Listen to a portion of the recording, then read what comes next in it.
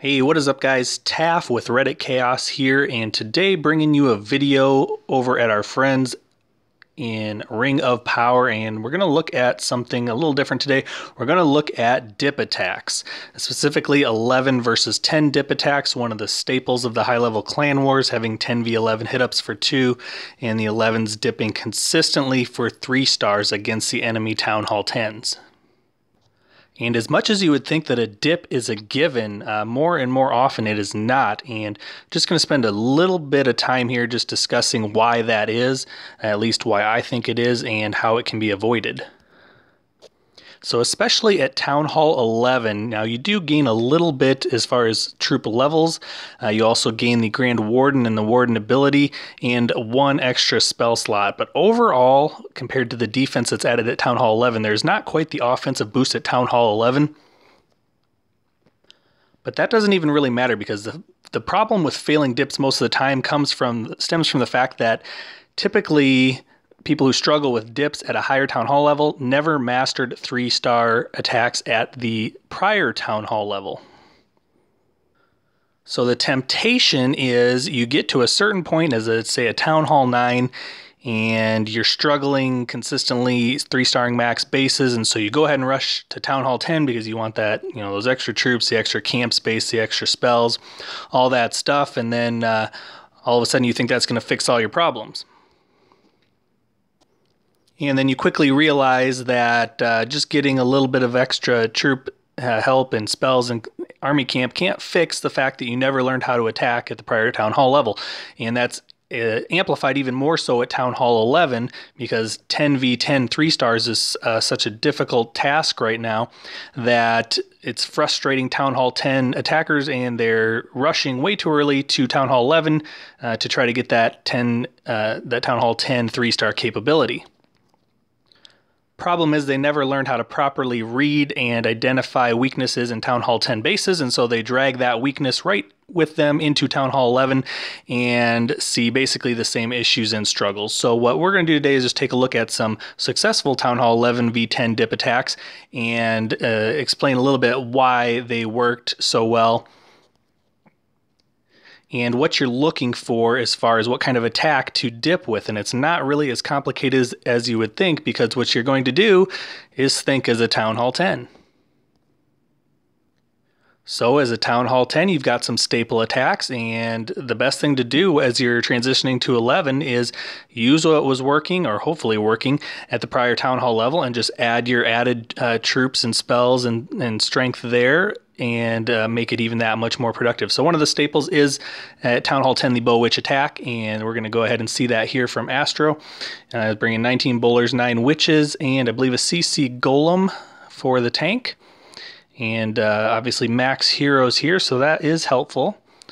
But again, it's not a given that just because you have max heroes at Town Hall 11 that you're going to be 3-starring Town Hall 10 bases, especially if you never did it as a Town Hall 10. And so he's got 4 witches on each flank with a few bowlers, and then the rest of the bowlers going up the middle.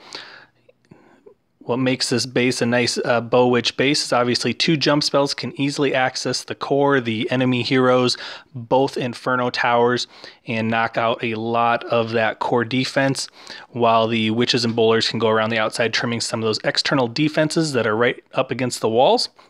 Most of his kill squad ends up floating into one direction there. Golem is sitting in there nicely tanking a lot of the defenses, and everything is all in one kind of spot, just overwhelming all of the defenses. Tons of skeletons. Got that life aura going. Actually, the Warden, Warden's still up, and the Queen is still up with her ability, full strength, and just a few defenses left. And so you can see how they just easily overwhelmed this base, taking a nice staple Town Hall 10 attack and adding the power of a Town Hall 11 to it, making it an easy 3-star. But the one trap we can fall into is just hanging on a certain attack and not identifying bases and going by a attack strategy instead of a base layout type style. So Here we have an attack here by Carlos Danger against number 6 base, and what you're going to see here is he identifies that he can get a jump spell to get into the core from the corner and take out the enemy queen, a bunch of splash damage, an Inferno Tower, and get the enemy CC, cutting a nice corner of the base out and then leaving that nice L-shaped pattern for hog cleanup. And so we're going to see that here, just basically a standard Shattered Go Boho. Town Hall 9, Town Hall 10 attack. Again, just identifying the base, finding the weaknesses, and using a very common attack, but adding the power of the Town Hall 11 troops to it. So you see he's very patient here, cutting the funnel nice and wide so that the bowlers won't go out to the sides or run off. Doesn't even bring any wall breakers. He's just going to let his golem and his king beat into that wall. There's that jump spell. That's going to access the queen to expose, a bunch of splash damage, and the enemy CC. So you can see just a ton of value for getting that kill squad in there. Drops all the royals back in there. Rages are going to poison the CC. Use that early tome ability, I believe, here while he's dealing with the CC. And you can see just carved out a huge corner of the base already. And the heroes are still up. King's about to go down. Hogs are already in. You see that nice L-shaped pattern for the defensive targeting troops right there. He's got some flank hogs to keep them up the middle. And he's got 3 heal spells as well as the freeze spell for the last Inferno approach. Again, CC hogs from the bottom. That's going to keep the hogs in the core, in the middle of the base. And that freeze spell on 3 defenses as the hogs work their way through, as well as the heal spell. And they're going to go ahead and take out that last Inferno Tower while it's frozen under the heal spell. No problem. 1 more heal spell left to approach what is only a couple of point defenses and that mortar. And everything is under a heal spell with the warden up. Still got a few wizards cleaning up on the backside already, and the defenses are all gone. Hogs turn on the skellies, and it's over from there. So again, just basic base identification. Figured how much value he could get from a small kill squad. Not terribly small, 2 golems, I guess, plus the royals and several bowlers coming in and wiping out that whole quarter of the base so the hogs could work their way around in a nice fashion. And what would Town Hall 10 be without a ring base or 2? Very popular what we see with these ring bases, and a lot of different ways to beat them. But here we'll see a few tactics here. Notice how he drops the loon in. That is going to go ahead and pick up any seeking air mines before the baby dragon goes in. Baby dragon's going to help cut the funnel and push the queen the right direction. And it's going to actually take out about 3 buildings and do quite a nice job of getting that funnel created. Does take down the bomb tower, which is helpful in making sure that the queen does not accidentally go counterclockwise there. She takes out the archer tower and moves towards the enemy queen here. And a preemptive rage spell there as he's approaching the enemy queen, and that part of it is done. Starts with the golem and the bowler funnel up at the top, just dropping a couple bowlers in to start trim some of the outer buildings. Wall is broken open, and the king is going to go ahead and enter.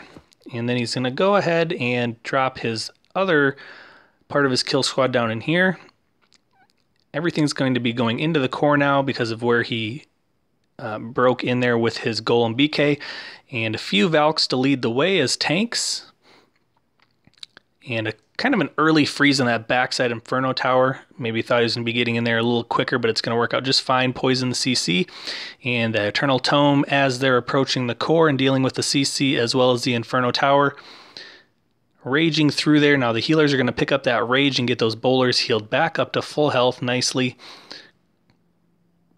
And they're off to the races here, and just really a matter of cleanup. The majority of the damage has been done. Queen still has her ability. He still has a hog and a loon to clean up miscellaneous backside defenses. Kind of bunched up in the corner, but here you see they'll kind of split out. BK goes down with a group of bowlers on the bottom and a healer, and the queen and the warden and a bunch of bowlers going up to the top side. Does a little hog snipe on a backside defense, and then another loon snipe once that archer tower starts targeting the troops there. And again, just a little bit of extra troop capacity for cleanup and targeting those pesky backside defenses. Easily cleans up with plenty of troops left for a 3-star. So again, that's pretty standard procedure in Army comps for handling ring bases there, just adding the Town Hall 11 troop and spell capacity to make it a 3-star. All right, next up we're going to take a look at this base, scout it out real quick. Remember, looking at it as a Town Hall 10, if I were peer hitting 10v10, what are some of the things I see? And immediately what jumps out is that queen sandwiched between 2 air defenses, as well as on the approach there are some expos and a multi-target inferno tower. So anytime you see that queen sandwiched between the air defenses as well as it's air targeting, it looks like. So we have 3 air targeting expos there, but we know we're going to be able to get a couple of air defenses and the queen and the CC with a nice push here. And that is what Astro ends up doing here, looking at, I believe, a cold-blooded Laloon.